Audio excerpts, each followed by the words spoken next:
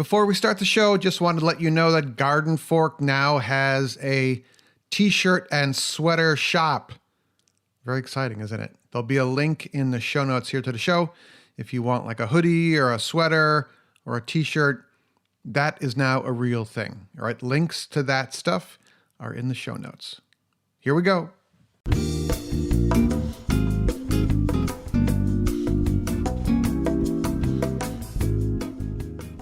Hey everyone, welcome to Garden Fork Radio. Thanks for downloading the show. It's me, Eric. I have a YouTube channel and this podcast, both called Garden Fork. It's eclectic DIY. It's a safe haven from the world. That is a big hint to something we'll talk about at the very end of the show. How's that for keeping you on the show? What's that called? Anyway, Erin's here. Welcome, Erin. Hey, Eric. We had a back channel discussion before the show started, so we're in a very good mood, aren't we? We are, absolutely. It was very exciting. We talked about website repair and fun stuff. I bet everyone is very happy we had that off of the channel and not while we were recording. But it is between Christmas and New Year's. It's that weird time where I never know what the date is anyway, but I don't even know what day it is. Well, I've been working regular hours except for on Christmas and New Year's, so I did have to have some awareness of what day it is, but I have no idea what the date is, to be honest. Well, New Year's is coming, and then some more winter, but then spring is coming, and we're both looking forward to that. I'm always looking forward to spring if it's winter. So Erin is gardener par excellence. She has a YouTube channel called The Impatient Gardener that I watch, and you just rattle off the names of these plants. And to me, it's a purple coneflower, but you're like, well, it's a blah, blah, blah, blah, blah, blah, blah. And I'm like, how do you keep all that in your mind? You know, I don't know how I do that, but at some point I made a conscious decision to because I understood that it was the only way to make sure you were getting the plant that you really wanted, because there's so many different purple coneflowers out there. And so are you talking about Echinacea purpurea or Echinacea pallida? So to me, it was the only way to make sure that I was getting exactly what I wanted when I saw a plant somewhere and I went to the nursery. And so I started making a conscious decision to start thinking about things in terms of botanical names. But I do try to use, when I'm on the YouTube channel or when I'm on the blog, I try to use both names because I think using botanical names can be a big turnoff for people. People just hear, they're like, oh, that's Latin or something. I'm tuning out now. But I think one of the ways I learned is that when I was reading gardening magazines or gardening books that used both the common name and the botanical name, if you read both names, after a while, you just start linking those two names in your head. So I feel like maybe by using both names as often as I can, it helps people maybe link them in their own minds at some point. I could see that. I really like your videos. I like how you've been working with, you did your window box for Christmas, and then you did a kind of a winter display with, well, dead sticks, basically, in some kind of urn thing. Mm-hmm. Yep. Well, do you want to talk about that? Would you like me to expand? Yeah, so I go, when it comes to like winter decorating and holiday decorating, I'm way more interested in anything involving outside than I am inside. I do a Christmas tree and stuff, but some years I don't. I could kind of take it or leave it sometimes, but I love doing containers outside, and then I leave those up for, those containers look like that until usually March or whenever I just feel like getting out there and doing something in the yard. So it's color in the yard. It's very gray and brown here in winter. So it's some color, and it's like a little bit of gardening, but it's really fun gardening because the beautiful thing about using like sticks and evergreens in a pot is that you don't have to worry about the water requirements. You don't have to worry about the light requirements. There are no rules. You can stick whatever you want in there because you don't have to worry about it growing. Just really fun. So I always kind of go a little bit. overboard, as I am wont to do in many No. cases, as you pointed out on multiple occasions. I tend to go a little bit overboard on things. So I did do a couple of really involved containers this year outside. One of which involved I bought those dead sticks, if you can believe that. So in the past, I have always gone and collected, red twig dogwood, um, but my little secret location was ripped down by the county, unfortunately. And I was doing such a nice job of pruning it for them so that every year there'd be nice new red sticks, and they didn't seem to care. So I ended up this year to say, you know what, I'm actually going to spend a little bit of money on some different kinds of interesting branches that I wouldn't be able to just find out there. So I found a place in Minnesota. It's called Blue Sky Flower Farm. It's a woman-owned business. I think she might be a one-woman show. Maybe she brings in some people to help, but she grows fields of these things. So everything, it's not like sometimes I worry when you buy that stuff, somebody might be like running to like a state park or something and harvesting a bunch of stuff they should not be touching. So this is all very, very ethical, and she was very nice to work with, and I bought a big box of stuff from her that showed up. So I got curly willow, which was really fun. I got fantail willow, which is this really interesting thing. I got some beautiful yellow and red twig dogwood. So I just had a lot of fun with that. And all of those branches should actually hold pretty well. So I'm going to try to save most of those Oh and just yeah. reuse them next year. I just have to kind of find a spot to store them. But I'm going to reuse that stuff because it all should all hold their color for at least a couple of years.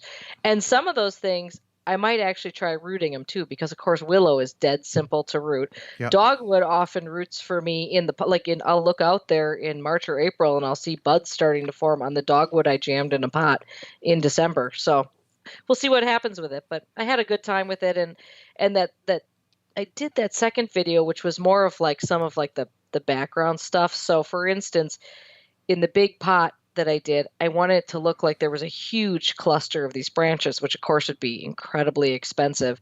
So I actually just wired them all onto a tomato cage. And then I stuck a bunch of lights in the middle of it to kind of make it look like it was all lit from within. And it looked like a big bunch of fiery twigs, but it was really just sort of a circle of twigs. I love that. It's I don't think I would ever do it, but it was fun to watch. And the window box that looks out from your kitchen sink, you posted on Instagram a picture of that at night, and it looked really nice as well. Yeah, that's the best. I mean, that's sort of the thing that people don't think about with window boxes. First of all, we have a really sort of plain white house. It's white trim, white siding. I like it, but there's not a ton of interest going on the main part of the house. So when we put a window box outside, one of our windows, a big one, many years ago now, probably, I don't know, 13 years ago or more. That was a great call because it adds so much interest. But what people don't sometimes think about is how much interest window boxes add when you're looking from the inside out. And particularly with this, when you light up a window box for like a winter container, it is so beautiful looking out. It creates this really kind of cozy glow in the kitchen, makes you want to do dishes, Yeah. maybe. So, Say it isn't so. right. So I'm looking at the Fedco seed catalog, which is a vegetable and apple tree catalog. And I've got a bunch of stuff highlighted with my highlighter pen, and I only have a couple of raised beds. What are you thinking about in the garden this year? Well, it's funny you bring that up because I have been sort of not allowing myself to open up those seed catalogs yet, because once I get into that frame of mind, there's no stopping me and I get sort of single-minded about things. So there's a No. couple of things I'm trying to like wrap up off my list. So what I will say is I have a stack of seed catalogs ready to go.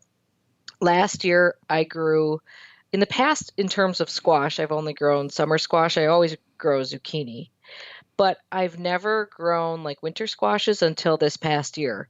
And I grew baby butternut squash, which is sort of it's a mini version, not the plants so much. The plants are still pretty big, but the butternut nut squashes that it produced were about perfect for two people, which is what we're feeding here. And they were so delicious and so wonderful. And I can't believe I never grew that before. So this year, I know I'm going to grow a lot of squash. Definitely that baby butternut again. There's another one called honey nut, which is apparently smaller again and quite sweet. There's one I grew last year called Carnival, which is more of like an acorn type squash. Hmm. So I'm going to play around more with squash, even though they're really space hogs, which is the problem with them. But those, I kept all those. And I mean, if I had had more, we'd still be eating them. But it was so wonderful to have food ready to go from the garden after I had already shut down the garden. And we enjoyed those so much. So for me, somehow out of the blue, I'm like really into squash now. Did you have a problem with the squash vine borers or the squash bugs on those? I'm knocking on wood right now. I had no problems whatsoever, and I can't explain why. I didn't do anything to prevent them or protect against them. I did keep an eye out for them, but I never saw any of them, and I had no problems. So I'm just gonna like knock on wood and hope that I'm lucky again, and then I'll have to do something to, obviously there are ways to work around those things, but that's part of the reason why they were very enjoyable to grow because there was nothing to it for me. I'm going to be more proactive with the BT spray, the Uh-huh. Bacillus thuringiensis. That sounds about right. It's That's a good pretty thing. good It's word a good thing pronunciation. we can abbreviate that to BT. But yeah, that stuff's good to have around. Because the cabbage loopers or loppers, whatever they're called, go after my kale, and the squash vine borer and the squash bug go after the squash plants. And I think I just have to, the BT you spray on, and it's, I think it's rated organic, but you have to respray it. And I think I just have to be every week. I just have to go out there and apply it again. Yeah, I think it's good to be on a schedule. Do you ever use any kind of like floating row cover or anything to keep those cabbage butterflies from getting in there? No, but I might now. I might actually from Fedco. You can order the super lightweight row cover, and Yep. when you first plant them, I think that's when the cabbage loper, first lays its eggs. I could be wrong Hmm. about that, but yeah, that is one thing. I mean, like everything, I try and make it low maintenance, but I think I need to be more proactive in the vegetable garden because it just got whacked this year. Well, and really, if you're a little bit proactive, it ends up being less maintenance than trying to solve the problem later on anyway. So it is sort of low maintenance. Oh, thank you. See, I just justified that for you. We know the smarter person in the room right now. So I'm thinking about buying that seed starting mat. Oh, like a germination mat? Yeah, but they're expensive. The good ones are expensive. But you know what? They're so worth it.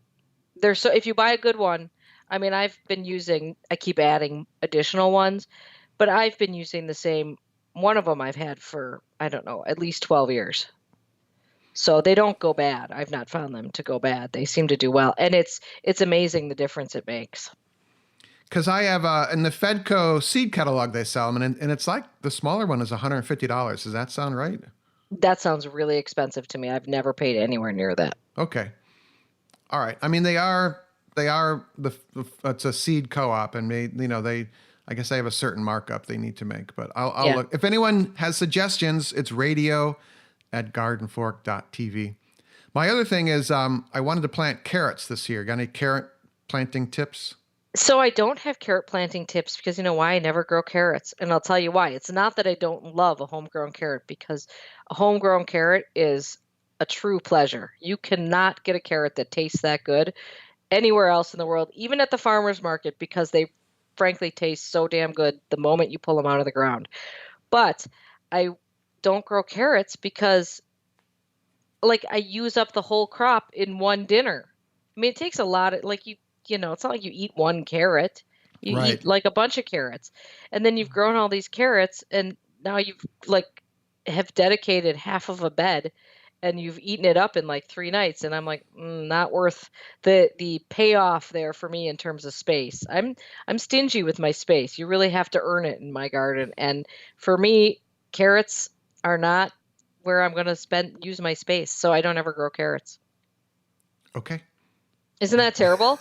No, it's not. It's efficient. I look at it as a challenge because I've never been able to get them to grow. So, but yeah, they do take up some space. I guess if I didn't have raised beds, it'd be easy. If I had, a giant garden, I could dedicate 50 feet of row to carrots and not even blink about it. Yeah, you bet. I would do it for sure then. Absolutely. For me, it's strictly a space thing. I mean, I will say the one thing with carrots is you don't want your soil too rich, because if you get your soil too rich, that's when you get forking. Yes. So that's the one thing I know about carrots. And then I often see a meme in which somebody finds a wedding ring Oh, on a yeah. carrot. I think this is total BS, by the way, but anyways, seems to happen. If you follow the internet, according to the internet, every time you grow a carrot, you're probably going to come up with somebody's wedding ring. Yeah. I actually bought from Fedco, I've ordered a garlic specific fertilizer mix blended for growing garlic. Did you use that when you planted your garlic then? No, I dropped in a little bit of a generic time release fertilizer, the Milorganite, actually, when I planted them. But I'm pretty sure the bed that I have them in has a nitrogen deficiency anyway. And this is it's from Fedco, so it's good. And my garlic cloves are always smaller than the seed garlic I used, and they are big nitrogen feeders. And I realized that the garlic beds that I planted the garlic in this year or last fall, I haven't really done a lot of supplementing and helping them along the past couple of years. So I thought, okay, I'm going to get this organic fertilizer and put it in there. I might pick up some of that too, because I didn't put any fertilizer. In fact, we had such crazy weather in fall. It's actually much nicer now here than it was at the time I was planting my garlic.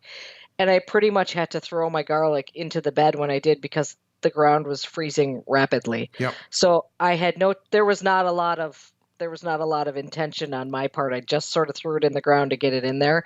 So I didn't do any fertilizing at all when I planted it. I did have the beds nicely topped off with compost, but no fertilizer. So I maybe should pick some of that up too. So I have a question about raised beds and amending with compost and, aged manure. The soil level on my beds come right up to the top of the wood.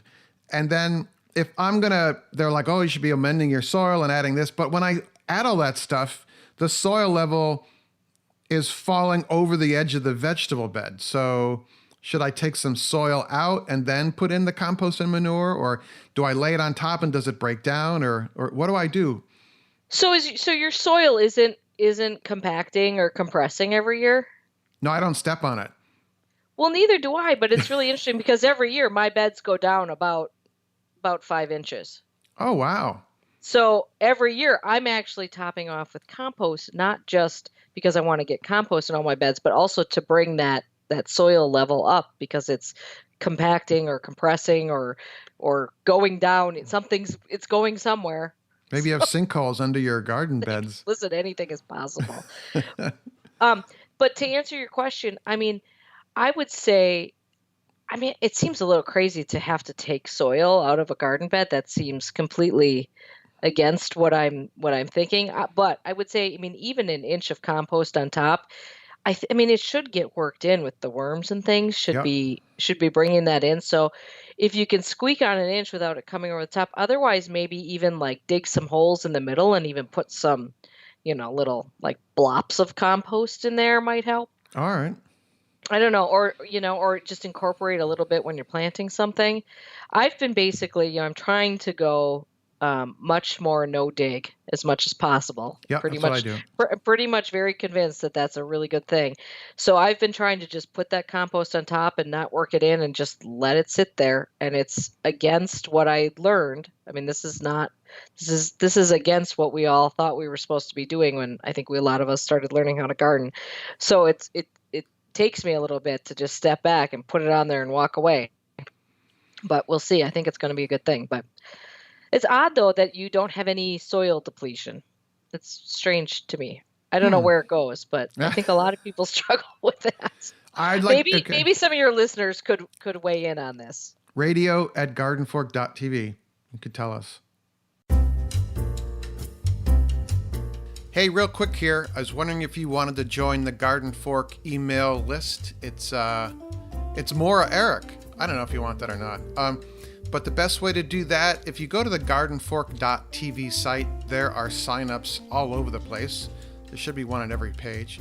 Also, in the show notes for this show, if you're listening to it in the iTunes app or one of the other podcast apps, to click on the little, I think you click on the little text thumbnail of the show and the notes will pop up and there's a link in there. Or just go to gardenfork.tv and there should be a sign up there. All right? Thank you.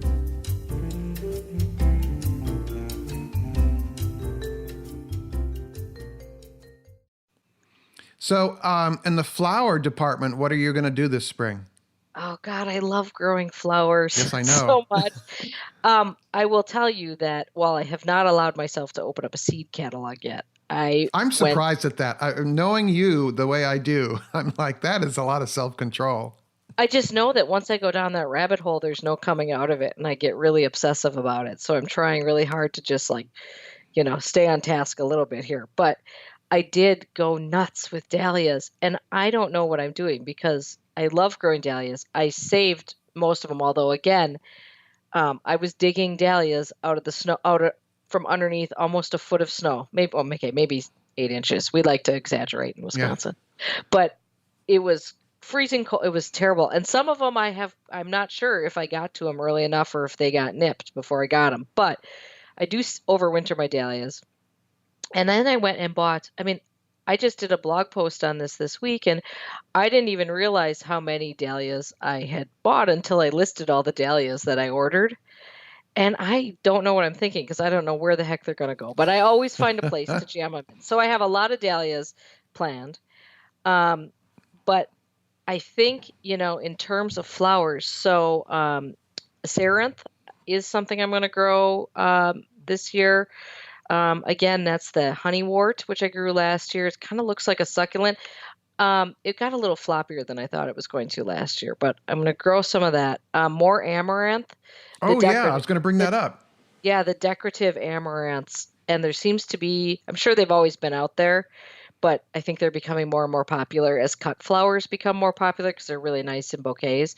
So I'm going to grow some more amaranth this year, cosmos. So I don't know. I have to really dig into the seed catalogs a little bit. I will say that last year, I have these 4 beds in my vegetable garden that I use for cut flowers. And last year I tried to start everything in those by sowing direct from seed, and it didn't work great. So I think this year I'm going to try to start more things inside ahead of time to plant in those cutting flower beds, just because I think there's just too much going on in there and they just don't really have a chance to germinate well when there's so many other things going on around in those same beds. So I love the amaranth. It's a tall plant, and then it has this seed head that kind of flops over, and it's beautiful. I don't really know how to describe it besides a bunch of little tiny flowers that become seeds, and with this giant, it looks like a sunflower stalk, and then instead of a sunflower, it's this big golden head of cool stuff. yeah, and it looks like, there's so many different varieties, but some of the varieties look very much like dreadlocks, sort of, if Right. you envision like dreadlocks drooping down. And there's so many cool colors out there. So it's fun to see amaranth and those different kind of flowers becoming more popular, I think, because who knew there was this whole world of amaranth out there beyond the couple of varieties that have been popular forever. So And love lies bleeding is probably the most common. right. There's amaranth that I think is an old cottage flower that a lot of people are familiar with, but there's a lot of different varieties. And there's Fedco Seeds has them. But you can also eat the seed. Amaranth is an edible, I don't know if it's considered a grain, but It's a grain. Yep, it's a grain. so there you go. I'm like all excited. That's good. Do I Are sound you gonna grow? excited? Are you gonna grow some of those this year? I'm going to grow amaranth, and our neighbor gave us some dahlia tubers, and they grew amazingly. So I dug them up and I tucked them in the root cellar. They're wrapped in newspaper in a crate right now. Good for you. That's great. If they're in newspaper, is that okay, or do I have to put them in the wood shavings, or? There's so many different ways to do it. In something like a root cellar, which is like, if you have a root cellar, that's such an optimal place to store that stuff. You're probably good with them wrapped in the newspaper. That you just want to check on them. If they're looking like they're starting to get a little dry, a little desiccated, Uh-huh. you probably just want to like mist it a little. Oh, okay. So either mist the newspaper that's the only problem. The tough part with overwintering dahlias is that they're super fussy about humidity. Too dry and they desiccate, too wet and they rot quickly. So I just keep checking on mine and trying to adjust things as needed. All right, cool. Mm-hmm. So would you like to hear what I was intimating about at the beginning of the show? I am actually very excited to learn what that is. It's another iTunes review. Oh, yay. Anyway, if you all would just take a moment and you're listening on your device somewhere within the Garden Fork Radio, you can leave a review for us fairly simply. I can't really explain how to do it. Just tap a couple times in the Garden Fork logo or something around there, and it'll say review, and then write something nice. So this is from TEH and then capital CECIL. So Tay Cecil. Am I ruining that? You will let me know, right? Informative and fun, 5 stars. Eric and crew are great. Yay. It's like sitting around the kitchen table catching up with friends. It's these days where bad news permeates almost all forms of entertainment. This is a very welcome refuge. I just wish I found Garden Fork earlier. Oh, that's a really nice review. Yeah, I do not look at the news a lot anymore. There is the Washington Post has this column called The Optimist, and I think that is great. And you can sign up for an email from them, and they just did a roundup, which I'll put it in the link here. But they have the decade in optimism here, and I just opened it up. And so they have really cool things that happened in the decade, and like the ALS ice bucket challenge. For people who have ALS, people would dump ice over their head and then challenge their friend to do it and make a video about it.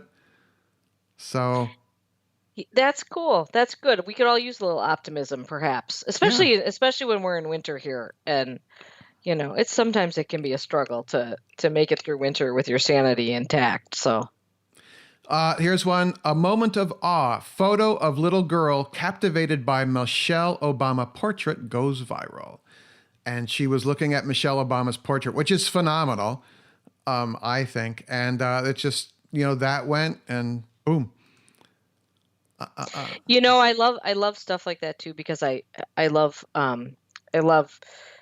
news photography, and it's so, if anyone ever thinks that photography is not important or newspapers aren't important, and I'm not going to go off on a rant, I swear, but it's photos like that when the photo touches you, and a photo can touch you more than if that had been a video, it wouldn't have been that big of a deal.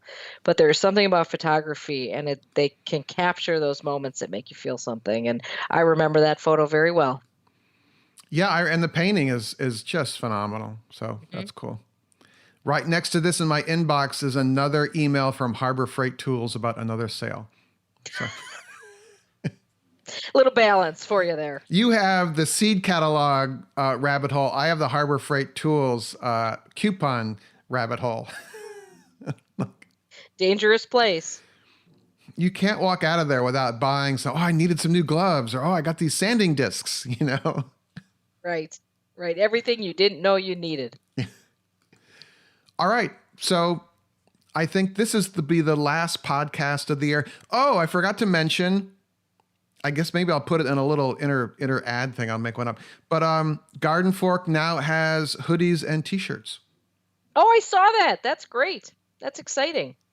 I guess I should order one and wear it all the time. Yes.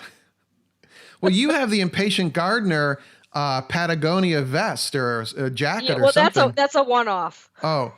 That's a one-off. It's not available to the public yet. But if anyone's interested, let me know. Maybe we should start an Impatient Gardener clothing line. because I need another project. Well, I know, being Eric, well, I'll tell the story really quick, but YouTube partnered with one of these custom t-shirt, sweatshirt companies called Teespring, Teespring, and they've been emailing me for 9 months. They're like, set up your Teespring shopping store, and then YouTube will show Garden Fork clothing merchandise under the video or to the side of the video, or I've seen it. Some other guys have it, people. And so December 23rd, I get an email from them that says 10% off coupon for your customers through New Year's Eve. And I'm like, okay, I'll finally make some sweatshirts or something, and people can use this coupon code and get 10% off and buy themselves a present, because I already bought everyone else a present. And I set the whole thing up, and I built 2 sweatshirts and 2 t-shirts. And while I was creating them, I set them all as private. You can go public or private when you're saving the design, right? And then it says, okay, now create your storefront. And I dragged in the designs, and I hit post, and then I got in the car and drove back to New York City. And I started getting these emails, and like Will Wallace texted me and said, your t-shirt storefront is broken. And I'm like, oh man. And I boosted it on Facebook. I sent it out to everyone on email, and I thought, I'm going to get everyone some sweatshirts. And the whole thing was broken because the site lets you drag in your t-shirts and sweatshirts even if they're listed as private. Oh. And so I couldn't figure it out for days. And so today, yesterday, I finally figured it out. Well, good. Have you sold any yet? A couple. But after this podcast, there's going to be hundreds of people. You better be ready. It's a good thing Teespring's in charge of taking care of that. I will say this about Teespring, though, which is that they actually have really nice quality stuff. Sometimes some of those printing companies the garments that they're selling are not great, and Teespring has nice garments and stuff. So it's nice that you're working with them. Oh, that's good to know, because you have your choice of a regular hoodie or a premium hoodie. And I think the difference is $7 in the price. But yeah, they're not cheap, but we make a little money on it. I mean, it helps pay the bills here. And I'll come up with new designs as we go forward here. But the first one is the done is better than perfect phrase. So you could have that on a hoodie or a t-shirt. There you go. Perfect. All right. Thank you. Thank you for the iTunes reviews, guys. And any questions or comments, radio@gardenfork.tv. Erin is on The Impatient Gardener on YouTube and theimpatientgardener.com. And you're on Instagram? It's the same thing? Instagram is Impatient Gardener. No, The Impatient Gardener. It's all very convoluted. All right. But yes, it's just Impatient Gardener. Oh, we didn't even talk about your drone, but we'll talk about that the next time. We'll hit it up on the next time. Hopefully I'll still keep it in the air by the next time we can have the opportunity to talk about it. All right, thanks everyone, and make it a great day. Garden Fork Radio's executive producer is Jimmy Goots. You can find more information about Jimmy and the custom hollow books he makes at hollowbooks.com. Our theme music is used under license from uniquetracks.com. Other music used in the show is used under license from audioblocks.com.